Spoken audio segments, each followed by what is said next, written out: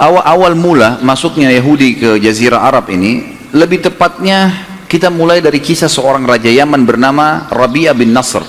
Rabi'ah bin Nasr. Nanti di pertemuan kita ini teman-teman akan banyak nama-nama yang mungkin antum belum pernah dengar sebelumnya, gitu. Tapi coba direkam ya, difahamin. Kalau ada yang bisa nulis, ditulis gitu kan, itu sangat bagus. Kalau enggak juga nanti insya Allah bisa di-download dari YouTube yang akan diangkat oleh teman-teman timnya. Rabi'ah bin Nasr ini seorang raja Yaman, dan ia pernah bermimpi satu waktu, dalam beberapa buku sejarah disebutkan, dan dia sangat gelisah dengan mimpi itu. Dia mimpi kerajaannya hancur, segala macam api di sana sini, dia ketakutan. Lalu kemudian pada saat itu Rabi'ah bin Nasr ini bukan penyembah Allah, dia penyembah berhala, dan banyak sekali ketergantungan partner antara berhala ini dengan dukun-dukun dan peramal penyamun, ini sambungannya gitu kan. Maka dia bertanya kepada para dukun-dukunnya, kira-kira apa alasannya, apa takwilnya mimpi ini. Sebagian dukun-dukunnya mengatakan ini menandakan kerajaan Anda akan hancur sebentar lagi gitu. Maka Rabi'ah bin Nasr karena ketakutan dengan takwil mimpi itu, dia pun akhirnya mengeluarkan mayoritas keturunannya, anak-anaknya, sebagian istrinya, kemudian kerabat umumnya, yang kerabat besarnya dia dipindahkan di wilayah sekitar Irak ya. Dan di wilayah sekitar Irak inilah berkembang pesat keturunan dia, dan nanti akan dikenal ada seperti Nu'man ibn Bashir. Nanti akan ada tentu sentuhan tentang kisah orang ini. Nu'man bin Bashir ini salah satu keturunan Rabi'ah bin Nasr yang waktu dihijrahkan ke Irak, kemudian mereka berkembang di situ di wilayah padang pasir yang luas, sehingga menjadi komunitas kerajaan yang besar juga di Irak. Tapi ini keturunan Rabi'ah bin Nasr. Baik, yang sedang kita bahas Rabi'ah bin Nasr. Rabi'ah bin Nasr ini selain memang kerajaannya sangat luas, dia juga terkenal sekali mempertahankan setiap raja. Nanti kalau dia mati harus anaknya yang jadi raja, anaknya mati maka harus jadi anaknya lagi, atau kadang-kadang dialihkan, dia tidak alihkan ke saudaranya. Rabi'ah bin Nasr ini kalau mati anaknya jadi raja, nanti kalau anak yang pertama mati pindah ke anak kedua, anak ketiga, terus dia mau ke keturunannya.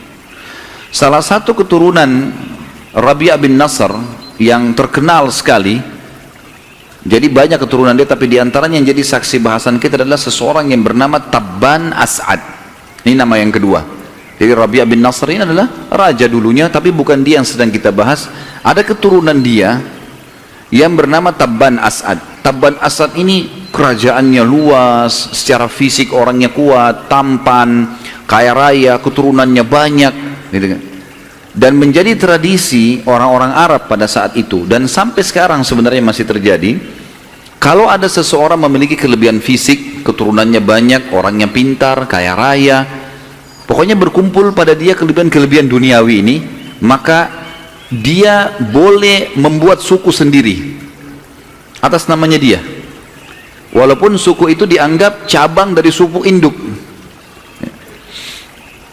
Salah satunya adalah Tabban As'ad ini. Tabban As'ad ini karena memiliki banyak kelebihan dunia, diantaranya hampir seluruh wilayah Jazirah Arab, terutama Yaman pada saat itu dikuasai oleh dia. Punya kelebihan fisik, punya kekayaan, punya segala, maka dikeluarkanlah sebuah julukan untuk dia, khusus untuk Raja Yaman, dengan istilah Tubba. Diambil dari nama dia Tabban As'ad. Dalam Al-Quran Allah mengatakan wa qaumu Tubba, dan kaum Tubba. Tubba maksudnya adalah orang-orang Yaman. Dan Yaman ini punya histori memang, sebagaimana kita tahu juga ada surah nomor 34 dalam Al-Quran namanya surah Saba. Saba adalah nama lainnya negeri Yaman. Jadi memang banyak histori berhubungan dengan negeri ini. Tentu pada saat itu sebab dikeluarkannya istilah Tubba karena raja-raja dunia yang berkuasa juga punya julukan-julukan. Seperti misalnya kalau Persia itu ya, ada istilah Kisra, kemudian ada Mesir, kita tahu ada Fir'aun ya. Itu kan istilah induk ya. Jadi Fir'aun itu sebenarnya istilah setiap orang yang ternobatkan jadi raja di Mesir pada saat itu. Seperti misalnya yang bermasalah dengan Musa alaihissalam, itu ada Ramsis ya. Raja lagi namanya Ramsis, tapi dia dikembalikan ke induk istilah raja Mesir Fir'aun. Persia namanya Kisra, Romawi namanya Kaisar, yang sampai sekarang masih dipakai gitu kan. Ini istilah-istilah induk. Sementara Ethiopia namanya Najasyi, dan ini kurang lebih raja-raja yang berkuasa di dunia pada saat itu. Jadi kalau kita petakan peta dunia ini, di daerah barat Jazirah Arab itu ada Kisra, di daerah timurnya itu ada Kaisar, gitu kan? Dan daerah utara juga Kaisar. Kemudian di daerah utara Kaisar, di daerah timurnya di Afrika ada Najasyi, dan di daerah selatannya ada Tubba. Jelas sampai sini? Belum ngantuk kan? Siang hari ini soalnya. Baik. Taban Asad ini orangnya selain kaya raya, dia juga punya jiwa perdagangan, teman-teman sekalian. Dia suka sekali berdagang. Pada saat dia berdagang, kalau dia datang, dia selalu mengadakan rekreasi, jalan, dan setiap kali dia pergi, dia selalu melihat potensi apa ada yang di wilayah itu, kemudian dikelola sama dia menjadi bisnisnya. Satu waktu pernah dia melewatin kota Madinah. Kota Madinah pada saat itu masih bernama Yathrib. Nama lainnya Yathrib, ya. Pakai tha memang, Yathrib. Dan nama ini sebenarnya setelah diutus Nabi Muhammad SAW kita sudah tidak boleh lagi pakai. Di dalam banyak hadis Nabi SAW melarang kita memanggil Madinah dengan Yathrib, tapi belum menggantinya dengan Al-Madinah Al-Munawwarah atau Tayyibah atau Tabah, gitu kan. Jadi memang diberikan nama atau diganti nama. Taban Asad ini mampir ke kota Madinah nih, Yathrib pada saat itu. Kemudian karena dia lihat Yathrib ini hidup, karena di situ perkebunan kurma banyak dan banyak orang yang datang khusus untuk membeli kurma ke Madinah, dari dulu terkenal. Maka dia pun menitipkan anaknya laki-laki, anak pertamanya, untuk memegang bisnis itu. Dikasih modal sama dia, kemudian mulailah dia mengambil kurma-kurma dari Madinah, kemudian dikirim ke Yaman, dikirim kemana-mana lah wilayah kekuasaannya Taban Asad ini. Ternyata anaknya Taban Asad ini berselisih dengan beberapa orang masyarakat Madinah. Akhirnya cekcok, ribut, terbunuh anaknya Taban Asad. Perang, berantem, mati. Taban Asad ini waktu sampai berita kepadanya, walaupun pada saat itu tidak ada informasi kayak kita sekarang ya, sulit sekali untuk mendapatkan informasi kecuali sebulan, 2 minggu, 3 minggu, karena jauh, orang harus menunggangi kuda atau kebetulan ada kafilah yang jalan ke sana baru dapat informasi. Sampai ke berita Taban Asad ini anaknya mati 3 pekan atau sebulan setelah kejadian terbunuhnya anaknya. Maka dia membentuk pasukan besar dari Yaman ingin menghancurkan kota Madinah. Keluarlah dia dengan pasukan besarnya, kepung Madinah. Madinah waktu itu punya benteng. Sampai di zaman Nabi SAW memang sudah punya benteng itu, tembok yang tinggi, ada pintu gerbangnya. Maka pada saat itu teman-teman sekalian dikepunglah Madinah. Kemudian terjadi peperangan. Ada hal yang membuat Taban Asad kagum dengan penduduk Madinah, yaitu kalau pagi hari sampai siang, sampai menjelang sore mereka perang, saling memanah, saling duel, segala macam, terjadi peperangan lah. Tapi kalau malam hari, penduduk Madinah mengirim makanan untuk pasukan Taban Asad, karena terkeram dengan karamnya, dermawannya. Perangnya perang, tapi malam hari enggak dikirimin, ditawarkan untuk diobatin orang-orang yang luka di antara mereka. Belum pernah Taban Asad menemukan musuh seperti ini, tapi dia tetap ingin membalas dendam. Di kota Madinah teman-teman sekalian, pada saat itu setengah kota Madinah orang Yahudi, setengah kota Madinah orang Yahudi, setengahnya lagi orang asli Madinah, orang-orang yang memiliki atau kembali kedua induk suku Arab namanya Aus dan Khazraj. Nanti dua suku ini Aus dan Khazraj di zaman Nabi SAW namanya Ansar, namanya Ansar, mereka masuk Islam. Jadi terbagi dua Madinah, setengahnya Yahudi, setengahnya dua suku Arab ini. Orang-orang Yahudi supaya merasa aman, maka mereka membuat Aus dan Khazraj ini perang terus. Jadi untuk ribut, terjadi fitnah, dibiayai yang ini, dibiayai yang itu, jadi terus ribut nih dua suku ini agar orang Yahudi selalu aman. Seperti itu yang sekarang juga Yahudi lakukan di dunia, gitu kan. Dia bagaimana ngacoin negara-negara muslim ini, saling ribut segala macam, nanti dia supaya aman gitu ya. Seperti itulah. Dan orang-orang Yahudi datang ke kota Madinah teman-teman sekalian karena mereka mendapatkan dalam kitab Taurat kalau Nabi terakhir nanti itu akan keluar di kota hijrah, yang kota itu memiliki ciri khas dalam Taurat disebutkan dan sekarang juga ada, di sebuah kota yang kota itu dipenuhi dengan pohon-pohon kurma dan sumber penghasilan utamanya kurma, serta dihimpit dengan dua batu hitam yang luas.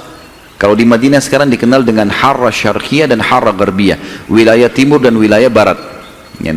Kalau teman-teman lagi umrah bisa minta kepada guide-nya, saya mau lihat Harra Syarqiyah dan Harra Gharbiyah. Jadi kalau meja ini kita ibaratkan kota Madinah, di timur dan di baratnya itu teman-teman sekalian ada batu-batu hitam yang tajam, saking panasnya cuaca, itu sampai panas batu-batu itu. Dan Madinah pada zaman itu mustahil diserang dari dua sisi ini. Wilayah utaranya Madinah itu penuh dengan pohon-pohon kurma. Di daerah Uhud, ya Gunung Uhud ke atas itu penuh dengan pohon-pohon kurma, gitu ya. Jadi pintu gerbang Madinah adanya di selatannya. Makanya nanti kalau kita bahas perang Khandak, perang Parit, itu parit dibuat oleh Nabi SAW di daerah selatannya kota Madinah, sehingga cuma dari situ saja tidak bisa diserang. Kalau timur dan barat sulit diserang oleh pasukan kuda karena penuh dengan batu-batu hitam yang tajam, dan juga di daerah utara penuh dengan pohon-pohon kurma yang lebat. Orang-orang Yahudi hijrah ke Madinah gara-gara itu, dan selalu saja orang Yahudi berkata kepada Aus dan Khazraj, dua suku yang nanti jadi Ansar setelah masuk Islam, berkata, nanti akan keluar Nabi terakhir di kota ini, dan kami akan menjadi pengikut utama, pengikutnya yang setia, dan kami akan memerangi kalian hai Aus dan Khazraj, sebagaimana kaum Ad dan Iram. Ada dua dulu, kaum Ad dan Iram ini mereka berperang sampai banyak sekali korbannya. Kami akan memerangi kalian sampai seperti itu, karena kami sedang menunggu Nabi terakhir itu keluar. Ini sebabnya kenapa Yahudi ada di kota Madinah. Waktu Tabban As'ad mengepung kota Madinah dan sudah kurang lebih berjalan 40 hari belum bisa menembus kota Madinah, keluarlah dua pendeta Yahudi dari Madinah. Keluar kemudian minta izin ketemulah. Lalu keduanya bertanya kepada Tabban As'ad, wahai raja, apa yang anda inginkan di kota ini? Ya saya mau menghancurkan kota ini, membalas dendam, anak saya dibunuh, kenapa? Gitu kan. Kata dua-duanya, anda tidak akan mampu. Seberapa lama pun anda mengepung kota ini tidak akan mampu. Kata Tabban As'ad, kenapa? Ditanya, karena ini adalah mahjarun Nabi. Ini adalah tempat hijrahnya Nabi terakhir. Dari mana kalian tahu itu? Dari kitab kami Taurat. Ini loh Taurat. Mulailah mereka menceritakan tentang agama Yahudi. Gara-gara cerita demi cerita, dan waktu itu Tabban As'ad ini penyembah berhala, ngikutin kakeknya tadi Rabi'ah bin Nasr, gitu kan. Maka akhirnya masuk Yahudi Tabban As'ad, si raja Yaman ini masuk Yahudi. Setelah masuk agama Yahudi, dia berkata, wahai kepada pendeta dua orang, tadi disebutkan namanya dua pendeta ini, kalian berdua bisa nggak ikut ke Yaman supaya kalian mengajak masyarakatku pindah daripada mereka sembah api, sembah berhala, lebih baik beriman kepada Allah ini sebagaimana kalian jelaskan kepada saya. Kata dua pendeta itu, tentu saja, nggak ada masalah, kami akan ikut bersama anda. Dan ini teman-teman sekalian membuktikan memang orang-orang Yahudi sangat mengetahui tentang kebenaran risalah Nabi Muhammad SAW, sampai mereka hijrah ke kota Madinah sebelum Nabi SAW lahir. Ini cerita sebelum Nabi lahir ya. Ini cerita ini masih jauh, nanti akan kita bahas insya Allah bagaimana lahirnya Nabi SAW.